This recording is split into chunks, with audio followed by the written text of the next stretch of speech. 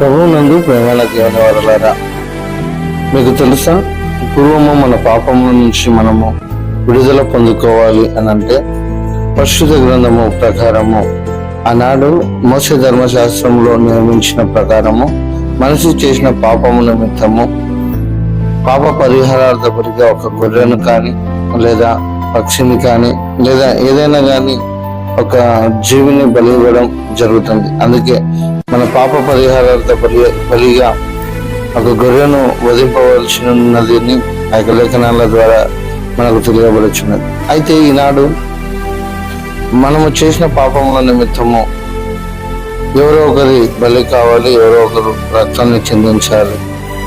అటువంటి ఒక దినాల్లో ఉంటున్నటువంటి మనము మరి మన పాపములు ఏ విధంగా క్షమించబడతాయి, మన పాపముల నుండి మనం ఏ విధంగా విడుదల పొందుకుంటాము అనంటే అది కేవలము ప్రభువైన యేసుక్రీస్తు యొక్క రక్తము ద్వారా మాత్రమే మన పాపముల నుంచి విడుదలను పొందుకుంటాము. మీకు తెలుసా, ఆనాడు ప్రధాన యాజకుడు అయినటువంటి ఆ యొక్క యాజకుడు ప్రజలు చేసినటువంటి ఆ యొక్క పాపమును అనగా ఆ పాపముల నిమిత్తం వధింపబడినటువంటి ఆ యొక్క గొర్రె యొక్క రక్తము చేత అతి పరిశుద్ధ స్థలంలోనికి వెళ్ళి వారి నిమిత్తము ప్రాయశ్చిత్తముగా ఆ రక్తంను ప్రోక్షించేవారు.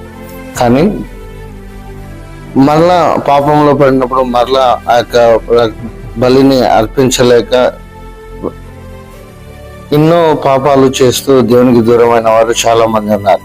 కానీ మనకు అటువంటి ఖండితమైన విధి లేకుండా ఒక్కసారి మన కొరకు మన ప్రభు అయిన యేసుక్రీస్తు వధింపబడి తన రక్తాన్ని మన కొరకు ధారపోసి ఆయన రక్తము ద్వారా ఆ అతి పరిశుద్ధ స్థలంలో ప్రవేశించినట్టుగా మనం చూస్తాం.